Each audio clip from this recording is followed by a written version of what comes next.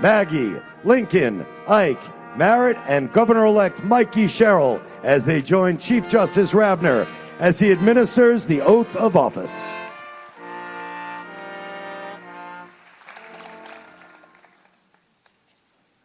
I, Mikie Sherrill, I, Mikie Sherrill, elected Governor of the State of New Jersey, elected Governor of the State of New Jersey, do solemnly promise and swear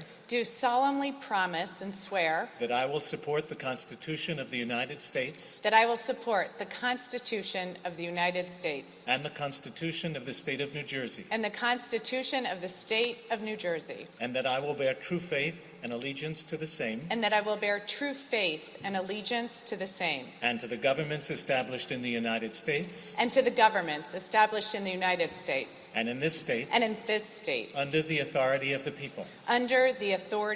the people, and that I will diligently, faithfully, impartially, justly, and to the best of my knowledge and ability, execute the office in conformity with the powers delegated to me, and that I will, to the utmost of my skill and ability, promote the peace and prosperity,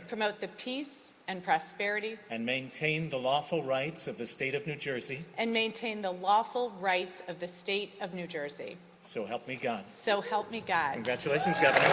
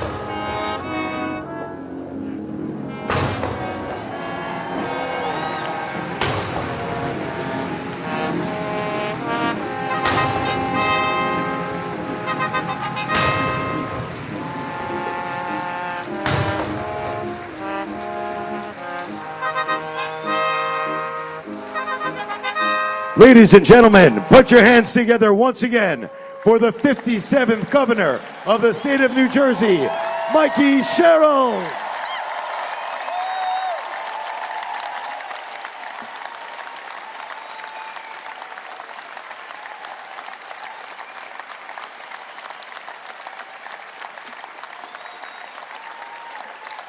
Thank you. Thank you all so much. Thank you.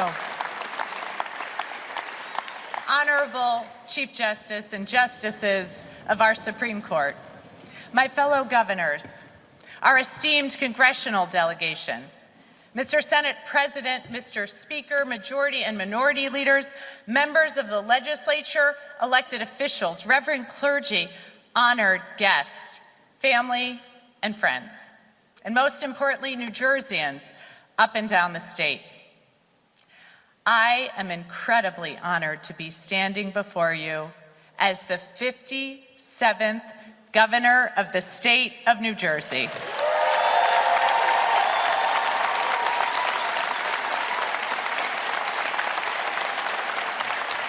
And I want to thank everyone. who's traveled from near and far to be here today. You have all made this day truly special. My aunts and uncles, brothers-in-law, cousins, nieces, nephews, I can't tell you how much it means that you are all here. Mom, Dad, Megan, Mary, I love you guys so much. Thank you.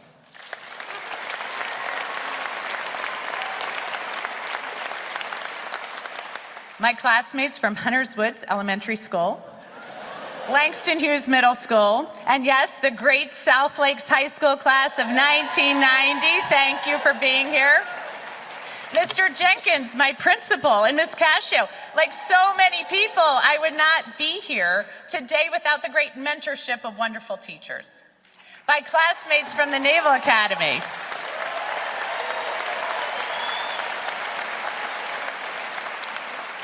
Shipmates, service members from the Navy, starting with plebe summer to duty stations around the world. It was not just my training that informed my sense of service, it was all of you. Thank you. And in the U.S. military, we've always said we never fight alone. That's because we fight alongside friends and allies. So thank you to all of our ambassadors and consuls general for joining us here today.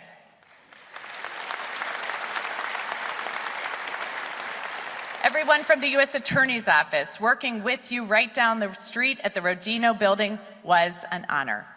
And despite the troubles that our former office is now facing, I know your dedication to justice is unwavering.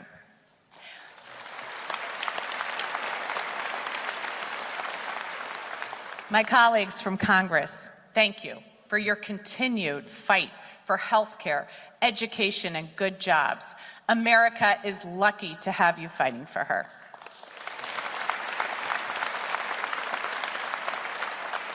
I want to give a special thank you to Governor Phil Murphy and First Lady Tammy Murphy.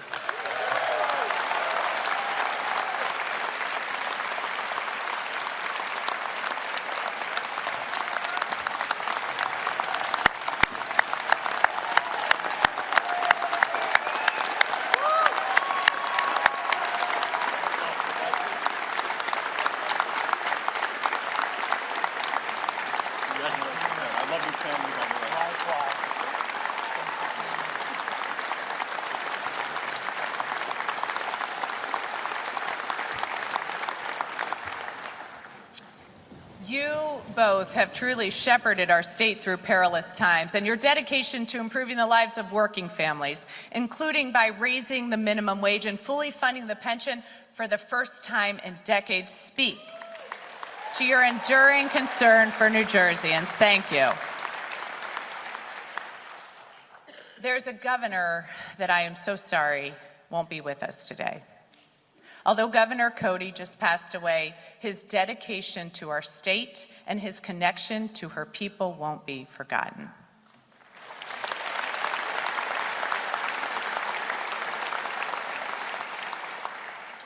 I want to thank Essex County Executive Joe DiVincenzo and Mayor Raz Baraka. Thank you for hosting us. Thank you to the people of Newark for hosting us here today.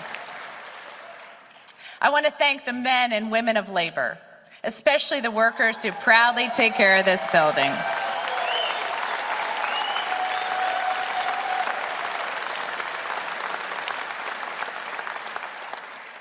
And congratulations to our Lieutenant Governor, Dr. Dale Caldwell, and to his daughter, Ashley. I am so incredibly lucky to have a partner like you, and I look forward to making history with you today.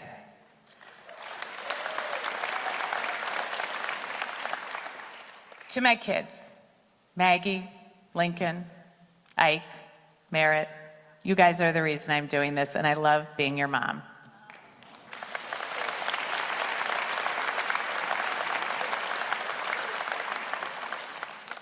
And finally, to my husband, Jason, you are a steady hand in the chaos of raising 4 kids, running multiple elections. You offer sage and sometimes not sage advice. You've been a true partner in the challenges we've taken on. You are amazing, and I love you.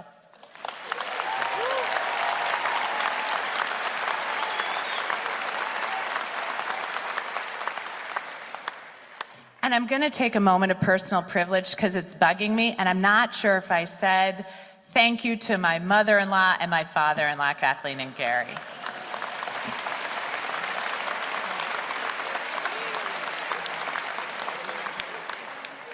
Quite frankly, thank you to every single person here today. I value your support as we embark upon this administration and the challenges ahead. We enter 2026 commemorating our nation's 250th anniversary.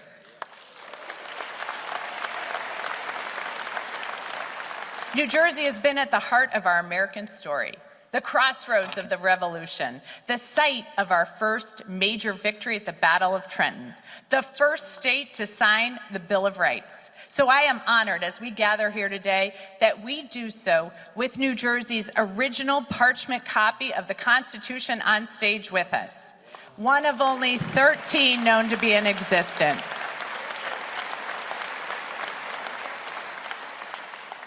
I wanted to take my oath on it. It's a little large. A document, by the way, that New Jersey unanimously ratified. The Constitution, born out of challenges of the early republic, clearly lays out our values. To form a more perfect union, to promote the general welfare, to secure the blessings of liberty to ourselves and our posterity. Because you see, inherent in our Constitution is a framework for opportunity, a commitment, a covenant that ties generations together. This commitment to opportunity for the people of our country is also known the world over as the American dream.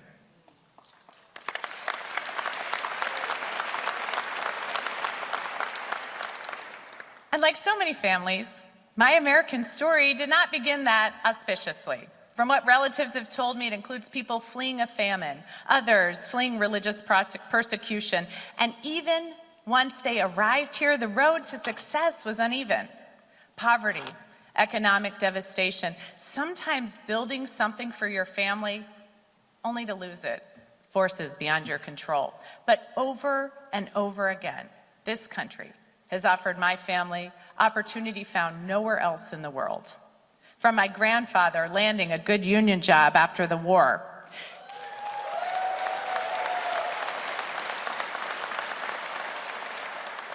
to my opportunities in the first class of women eligible for combat roles in the Navy, the American dream starts with opening a door. With an understanding that no matter who your parents are, where you're from, what religion you practice or ethnicity you claim, the doors to opportunity in this country should be open to everyone. That is the story of New Jersey. And yes, we are far from perfect. I know we are. But generations of families have found their American dream here. Immigrants sailing here from overseas. Black families leaving the South to come here to find work. People from all over the country and all over the world again and again and again finding opportunity here. That's because New Jersey is an incredibly special place.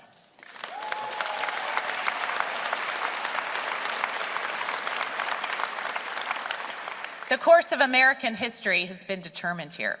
It was just across the street in Military Park, where the cannons were just fired, that Thomas Paine began to pen his pamphlet, The American Crisis. It galvanized a nation. During the Industrial Revolution, Trenton built this great nation. Picatinny Arsenal constantly defends our hard-won freedoms as the arsenal of our democracy. So here in New Jersey, we have invented everything from the light bulb to the moving picture to the laser. We have artists from Sinatra to Springsteen to SZA. New Jersey, in my humble opinion, never gets enough appreciation. So, as the newest leader of our great state, for all these artists, battles, and innovations, I just wanted to take a moment to say, you're welcome, America.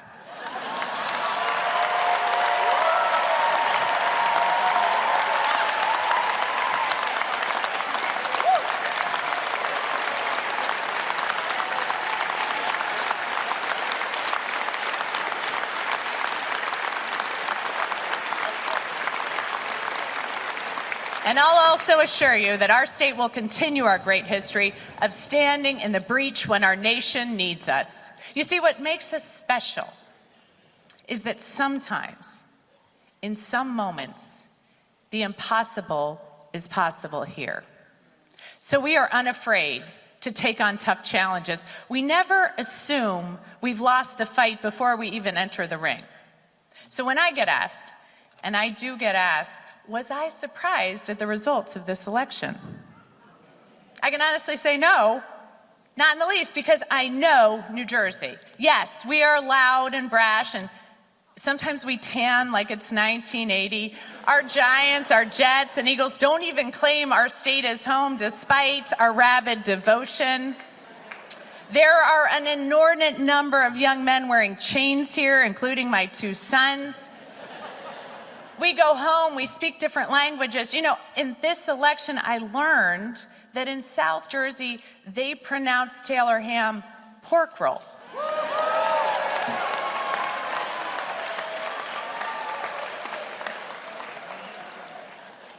But we all go home at night, and we hug our kids, and we worry about them. We worry about our parents.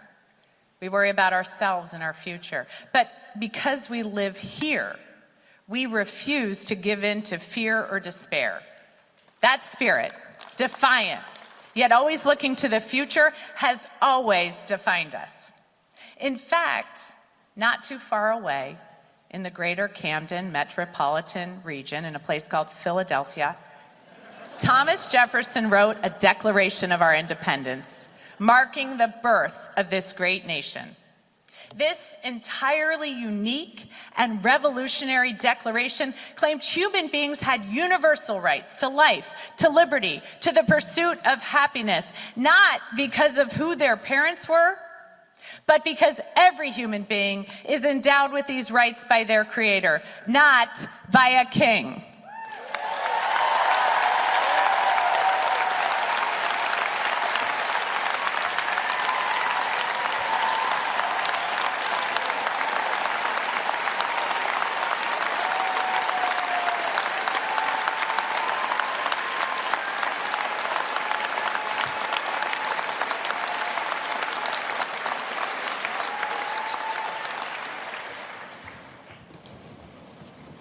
The earth has rarely seen an idea put to paper that has ignited such a fire in her people, a fire that has burned for 250 years.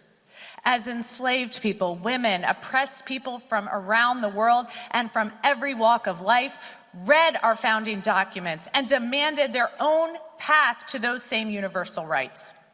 Our declaration denounces tyranny and listed those attacks on our rights committed by England's king. The list of grievances in our Declaration of Independence included these charges against the king. He has refused his assent to laws. He has obstructed the administration of justice. He has made judges dependent on his will alone. And yes, he has kept among us, in times of peace, standing armies without the consent of our legislatures.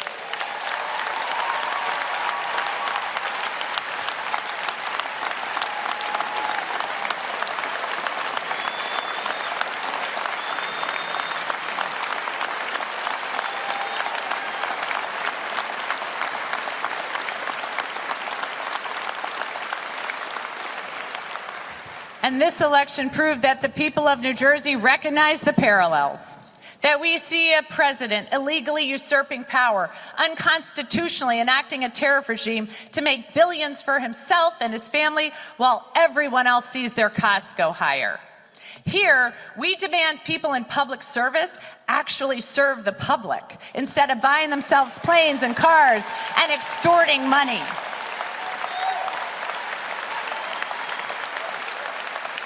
And on November 4th, the people of New Jersey once again gave the nation a glimmer of something it hadn't felt in months. Hope. Yes, 250 years after the Declaration, 250 years after General George Washington crossed the Delaware into the Promised Land, I am proud to say that once again, New Jersey is leading the way.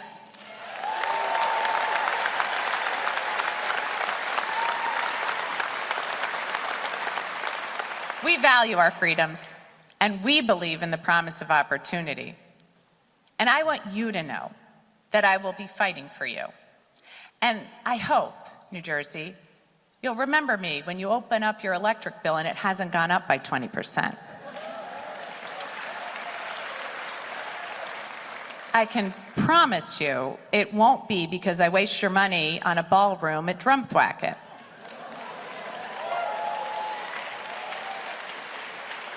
I'm going to spend every minute trying to make New Jersey more affordable and open doors to opportunity across our state, because that's our history here. Opening doors to opportunity. Patriots who manned Harriet Tubman's Underground Railroad stops from Cape May to Jersey City. Labor leaders like Peter McGuire, who spurred the fight for fair wages and good working conditions. Alice Paul, who fought for equal rights, including a woman's right to vote.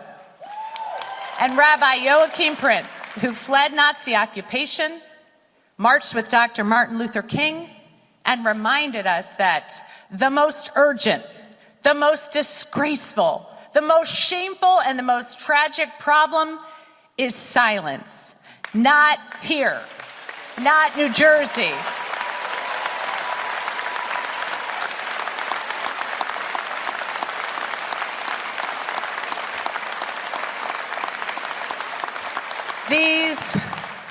These are some weary, weary years. But I will be damned if in this state at this time we cry any silent tears. We refuse to be silent, as so many doors are shut on too many of our friends and neighbors, too many children and seniors who don't have enough to eat. People who work too hard and still can't get ahead. Communities living in fear. Children who are afraid their parents will disappear in an ICE raid while they are at school. As we see Washington trying to shut the door on opportunity, on your safety and security, on education, on healthcare, on access to good jobs, on innovation and investments in energy and infrastructure, as we are seeing doors shut for families, for working people, for vulnerable communities, as they attempt to roll back the tide of progress, not here.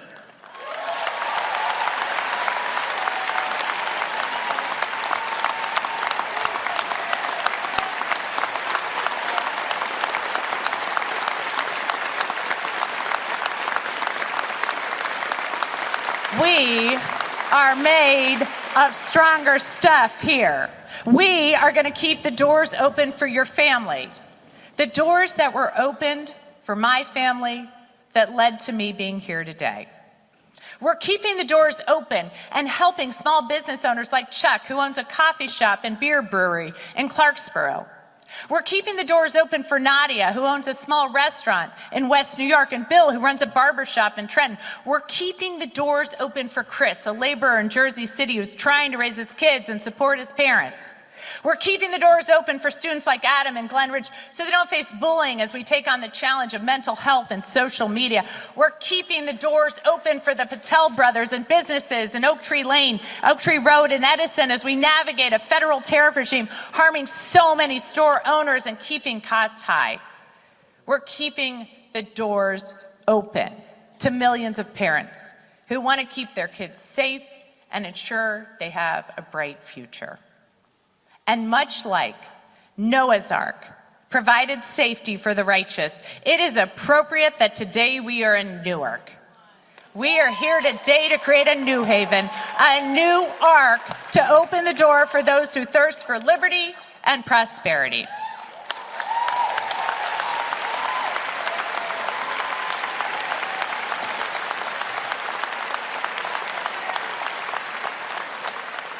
For everyone who seeks to strengthen our democracy, strengthen our economy, and strengthen our families. And the key to all of this is opportunity. It's not a guarantee for success. It's a guarantee at a shot. And New Jerseyans know that. That's why our state always punches above its weight.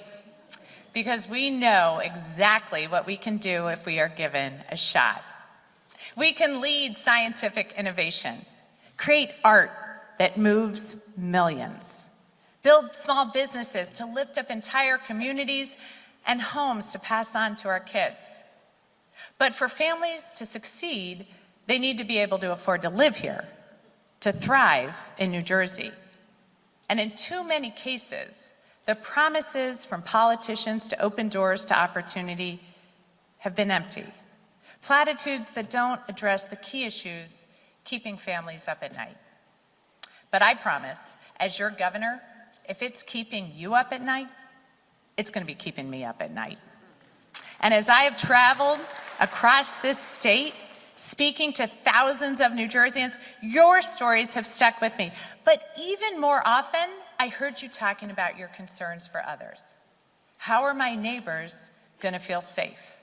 How are my children going to succeed? How are people who are struggling going to get access to food and health care? And most inspiring, how can we help? Your stories are why, again and again, I'm reminded of why I love New Jersey. And I have heard, beneath the noise, beneath the politics, a simple truth. Too many people are working too hard and still falling behind. They worry about rent or mortgage payments that rise faster than paychecks. They worry about the cost of childcare that rivals college tuition. They worry about utility and healthcare bills that feel unpredictable and overwhelming. They worry about whether their children will be able to build a life in this state. And these concerns are not abstract, they're not ideological, they're an everyday reality for people in this state. So let me tell you plainly what my administration stands for.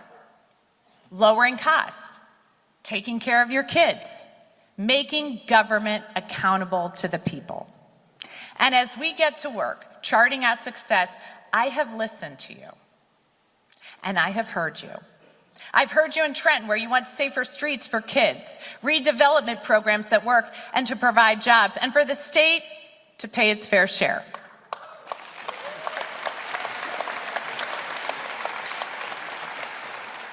I've heard you in South Jersey, where you want jobs and transportation investments, innovative businesses, and not to be forgotten or left behind.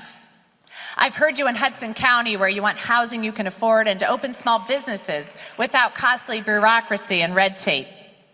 I've heard you, New Jersey. We're facing an affordability crisis, and you want costs to come down. And you want that to begin today. You don't want a strongly worded letter, you don't want a 10-year study, and you don't want empty words.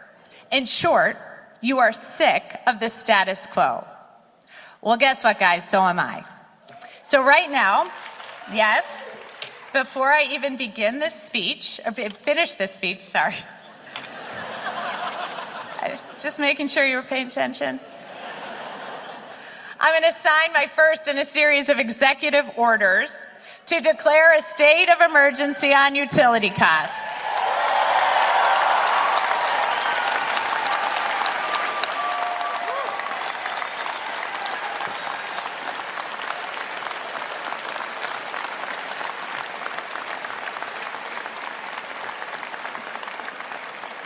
First, I am issuing an executive order giving the New Jersey Board of Public Utilities the authority to pause new utility requests for additional rate increases, and I will freeze rate hikes to finally provide families with real relief on their energy bills.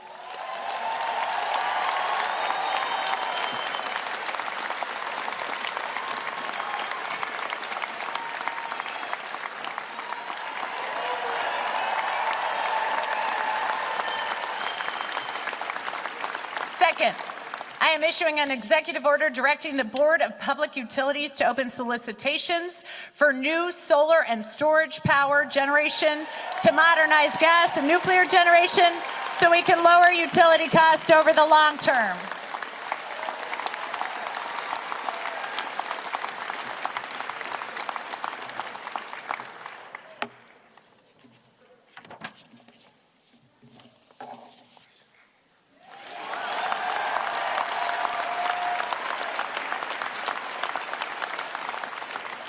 This is just the beginning, not of my speech, of my work. We're going to take on the affordability crisis, and we're going to shake up the status quo. It won't be easy, and hard choices have to be made to drive down costs as the federal government slashes funding and slams doors to opportunity. But as I learned in the Navy, the only easy day was yesterday. But luckily, we don't need easy here in New Jersey. We have grit. We're tough. And when you hurt our families, we're going to fight. We're going to fight for jobs. We're going to fight for housing families can afford, for good schools, safe streets, and ending skyrocketing utility costs. And look, I know that there are people here, some of them behind me probably, who didn't vote for me.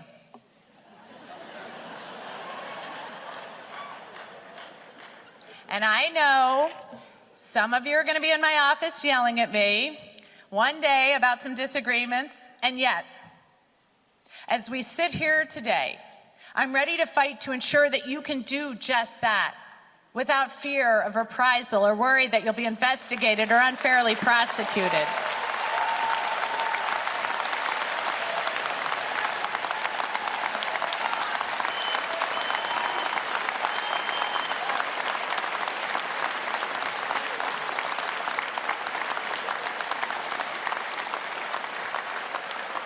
I took an oath over 25 years ago to do just that, and you saw me taking it again today. And I am not a leader who will shirk in the course of my duties. So I learned a lot of important lessons in the Navy. I learned that often it's not the profound or the revolutionary that is needed to accomplish the mission.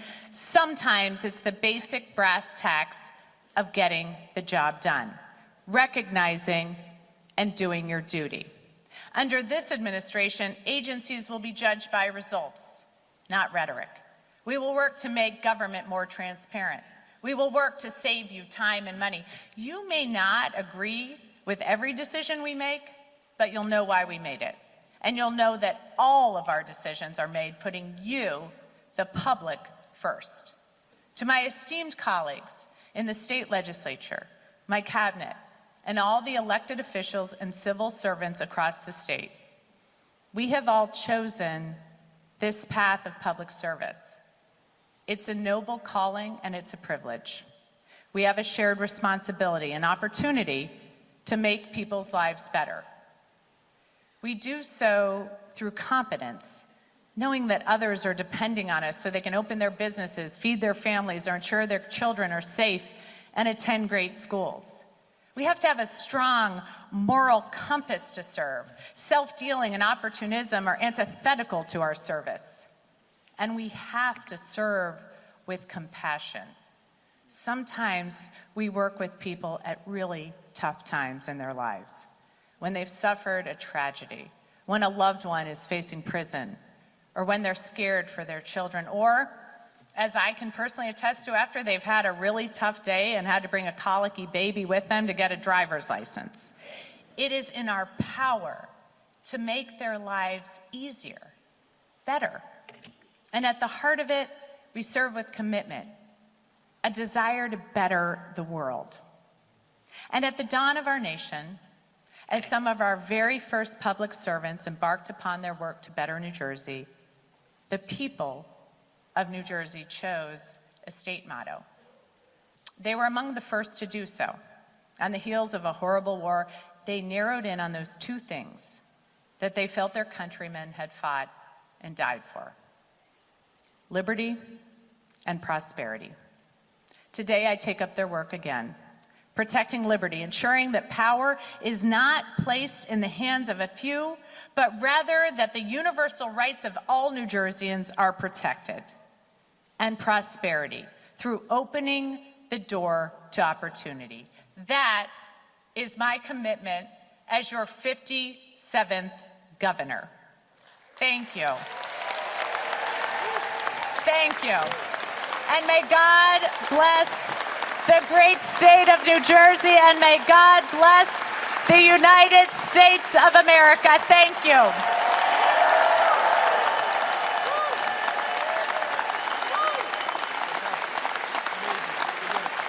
Thank you.